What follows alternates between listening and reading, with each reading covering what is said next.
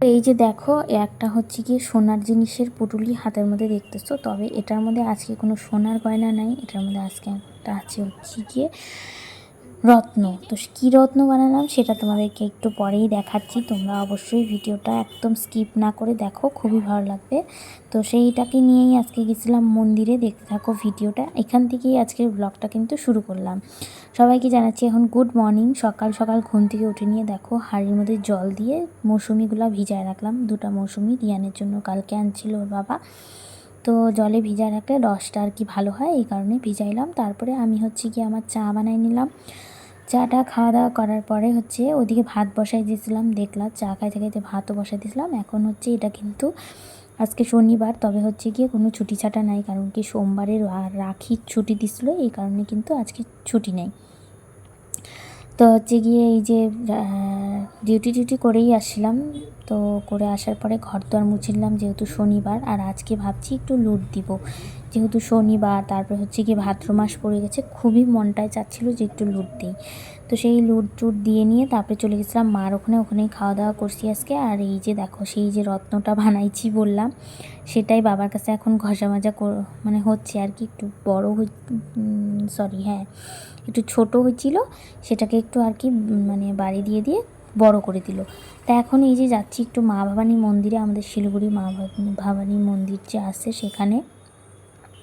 তো কিসের জন্য যাচ্ছি সেটা তোমাদেরকে সবার লাস্টে আমি বলতেছি, তোমরা ভিডিওটা দেখতে থাকো। আর আজকে কিন্তু হচ্ছে গিয়ে ভাদ্র মাসের ফার্স্ট আর কি শনিবার। তো এই কারণে অনেক জায়গায় বার পূজা হচ্ছিল।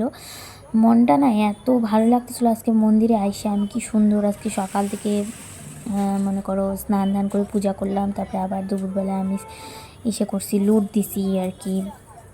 তারপরে এখন আবার সন্ধ্যাবেলায় মন্দিরেও আসতে পারতাম। একসাথে কিন্তু এতগুলো হয় না, যেগুলো আর কি সবসময় ভাইবে রাখি, তবে আজকে সবটাই সম্পূর্ণ করতে পারলাম। তো হচ্ছে এখন আসলাম এই যে মন্দিরে। তা বলি এখন তোমাদেরকে, এখানে আসলাম আমি হচ্ছে একটা আংটি বানাইছি আর কি। সেই আংটিটাই মানে রত্ন বললাম যেহেতু, বুঝতেই পারছো, পাথর। তো সেই পাথরটাকে এখন হচ্ছে গিয়ে শোধন করতে আসলাম। কি পাথর দিছে সেটা তোমাদেরকে একটু পরে বলতেছি আমি, কারণ আমি বাড়িতে আসার পরে এইটা নিয়ে মানে আর কি বসে তোমাদের সঙ্গে ভিডিও বানাইছিলাম। তো সেই কারণে আর এখন বলতেছি না, তোমরা ভিডিওটা দেখতে থাকো। আর এদিকে দেখো রিয়ানকেও খেলতেছে কিন্তু তো সেই। আর আজকে জানো রিয়ান হচ্ছে গিয়ে পড়ে গেছে, পড়ে যায়নি মানে হাতটা এমনভাবে কাটছে, মানে পুরা মাংস উঠে গেছে। আমার মার বাড়িতে হচ্ছে গিয়ে রাস্তাটা একদম ভাঙা ভাঙা, তো সেই পিচের রাস্তার মধ্যে পড়ে যায়নি, হাতটা অনেকখানি কাটে গেছে। তো খুবই ব্যথা, হয়ে যে দেখতেছো হাতের মধ্যে একটা কী যেন লাগানো, কোনিটার মধ্যে আর কি।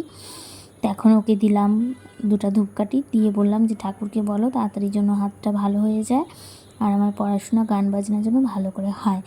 আমি এইদিকে করতেছি আর কি, ধূপকাঠি ঠাকুরকে দেখাচ্ছি। আর এদিকে জানো ও হচ্ছে এই দিক দিয়ে না, মন্দিরের পাশ দিয়ে একটা রাস্তা আছে, ওই যে ওই সামনের দিক দিয়ে একটা গেট আছে, সেটা দিয়ে আসা যায়। তো ও হলো কি কখন যে আমার পেছন দিক দিয়ে ওই সাইড দিয়ে যায়নি, ওই সামনের দিক দিয়ে চলে, সেই দেখো আমি ওকে কিন্তু খুঁজতেছি আর ওই দিক দিয়ে আসছে। আমি ওর বাবাকে জিজ্ঞাসা করলাম, ওর বাবা বলতেছে ওই যে পিছনে। এত বদমাস। তারপরে তো মন্দির থেকে পূজা টুজা করে আংটিটা শোধন করে নিয়ে আসি, কারণ কি প্রথমবার পরবো, এই জন্য হচ্ছে গিয়ে শোধন করে নিলাম, তাতে আর কি ভালো, যেটা আর কি শুনি সবার কাছে।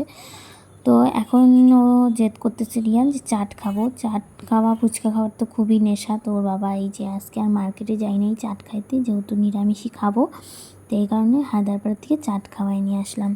সেই মাত্র আসলাম মার ওখান থেকে চাটা খাই। তো এখন হচ্ছে গিয়ে দেখাই যে কী কাজের জন্য মন্দিরে গেছিলাম।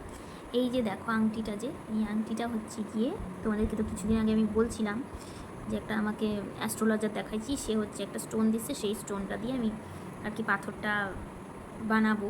তো মাথা ব্যথার জন্য দেখাইছিলাম, তবে মাথা ব্যথা বললো যে এইভাবে কমবে না, আমাকে ডক্টরি সাজেস্ট নিতে বললো।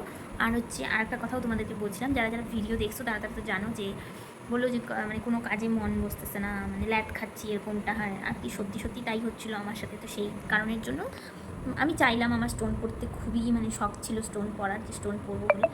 ভাবলাম যে তাহলে কিসের জন্য একটা স্টোন পরা যায়, তো বললো এটার জন্য একটা স্টোন নিতে পারো। তো এই যে স্টোনটার নাম হচ্ছে কি অ্যামেথিস্ট স্টোন আমাকে দিছে। এটা হচ্ছে কি এখন আমি আর কি রূপা দিয়ে বানাইলাম, আমি সোনা দিয়ে বানাবো ভাবছিলাম, খুবই ইচ্ছা ছিল। তবে এখন আর না, অনেক দিন ধরেই চেষ্টা করলাম, আনছি তো সেই কতদিন হয়ে গেল, তবে এখন আর হচ্ছেই না। তো সামনে পূজা, একদমই হচ্ছে না এখন যে 2, 2.5, 3 গ্রাম দিয়ে আমি একটা মানে গোল্ড দিয়ে এই স্টোনটাকে বানাবো ভাবছি। এখন কিছুদিন রূপা দিয়ে পরি, তারপরে কিছুদিন পরে হচ্ছে পূজা টুজা পার হলে যদি সামর্থ্য হয় তাহলে হচ্ছে কি এটাকে ভাঙিয়ে আমি মানে রূপাটাকে পাল্টায় আমি সোনা দিয়ে বানাই নেবো, এটাই ভেবে রাখছি। দেখি কতদূর কী হয়। তবে আমার এই রূপার আংটিটা পরতে একদমই ভালো লাগছে না, কিন্তু অনেক দিন হলো না এনে ফেলা লাগছি, ওই জন্য হচ্ছে রূপা দিয়ে বানায় পরে নিলাম, দেখি কী হয়। তো চলো আজকের ভিডিওটা তাহলে এখানেই শেষ করতেছি, দেখা হবে নেক্সট একটা ব্লগে। ততক্ষণ তোমরা ভালো থাকবে, সুস্থ থাকবে। আজকের মতো টাটা, দেখা হবে নেক্সট ভিডিওতে।